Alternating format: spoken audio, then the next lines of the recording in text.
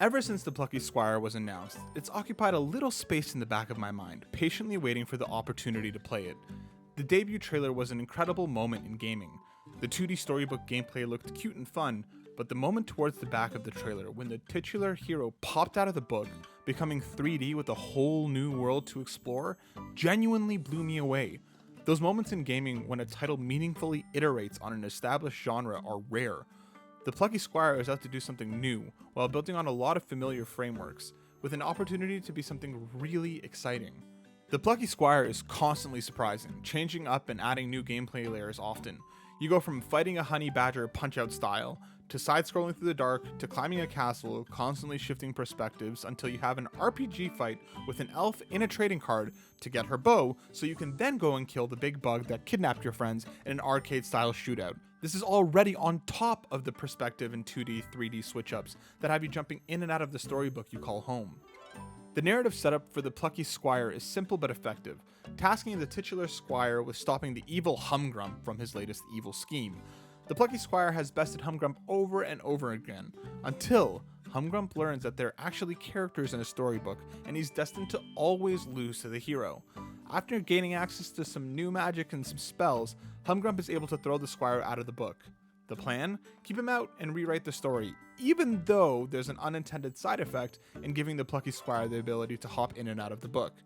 The Plucky Squire now has to stop Humgrump, letting the story go the way it's supposed to, as the young reader in the 3D world can continue to grow up believing in heroes, becoming a cartoonist inspired by the Plucky Squire, avoiding whatever other dark futures may linger.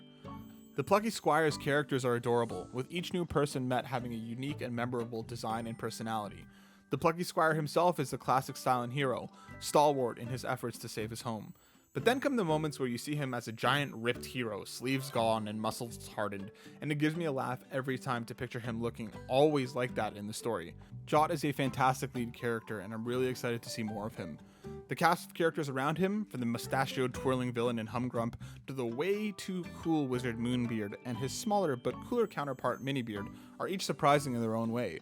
Violet and Thrash join the Squire on his journey and are great in their own right, simultaneously trying to help Jot, but also trying to understand the new realization that they're characters in a story. It's all done in a really fun way, and I'm really curious to see how it plays out.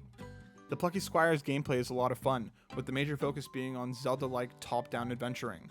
You'll move from page to page, solving puzzles and defeating enemies, occasionally switching perspectives to side-scrolling sections or other surprises along the way. The combat is instantly familiar, with using the sword to take out enemies and a roll to dodge. You can buy upgrades that give the Squire new abilities, including a circular sword swing, very reminiscent of Zelda once again. My early favorite has to be the sword throw, tossing it out like Kratos before recalling it. I do wish the recall did damage, but it's always so satisfying to throw it out and feel it hit something. Combat can get meaningfully put on its head in different aforementioned sections, like the punch-out style honey badger fight or the shooting gallery-like fights against flying bugs with a bow.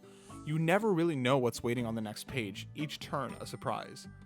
The major draw for the Plucky Squire is the ability to hop out of the book. There are two early reasons to do so, with the first being a puzzle mechanic. As you move through the storybook, sentences and words will litter the ground as you move. Sometimes you'll need to swap out words to change the page. A broken bridge can become fixed, a block becoming a staircase with a meaningful swap. Some words will be on previous pages, needing the Squire to turn the pages back and forth while carrying words or items to their new home on another page.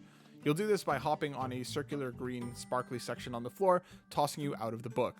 This adds a really fun layer on top of the puzzle solving, adding a 3D element to the 2D puzzles. The other major 3D shift is during certain sections where you need to find something in the 3D world to aid you in your 2D quest. At one point, Jot needs a bow from a card that rests atop a castle. The Squire will travel across a 3D space, occasionally hopping into 2D sections to traverse across areas or pull items back to the real world to help. Both the 2D and the 3D sections feel really great to play, with tight platforming, satisfying combat, and some really unique and creative uses of both spaces, blending them together in different ways. The presentation in the Plucky Squire is also on point. The narrator telling the Squire's story sounds pitch perfect, throwing me back to cartoons and books from my own childhood. Jot lived in the land of Mojo, a land of creativity.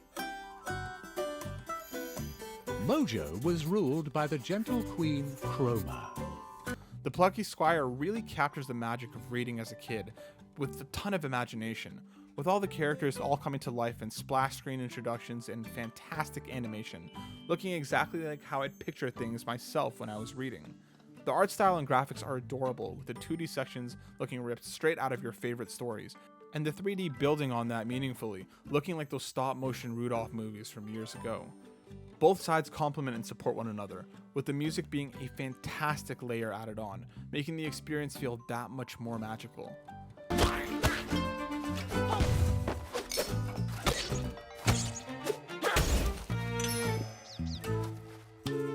The Plucky Squire does a lot over its first 4 chapters, adventuring across swamps, castles, forests, and across both 2D and 3D spaces. It's constantly charming and creative, adding surprising gameplay change-ups in every chapter. The characters are cute, the presentation is fantastic, and it just has a ton of personality. I was smiling the entire time over the first 4 chapters, really capturing the magic and imagination of childhood. If it can keep up the surprises over the rest of its runtime, we're truly in for something special with the Plucky Squire. The Plucky Squire doesn't have a release date yet, but it is planned for 2024, launching on PC, PS5, Xbox Series X and S, and Nintendo Switch. Check out butwhythough.net for more. Thanks for watching.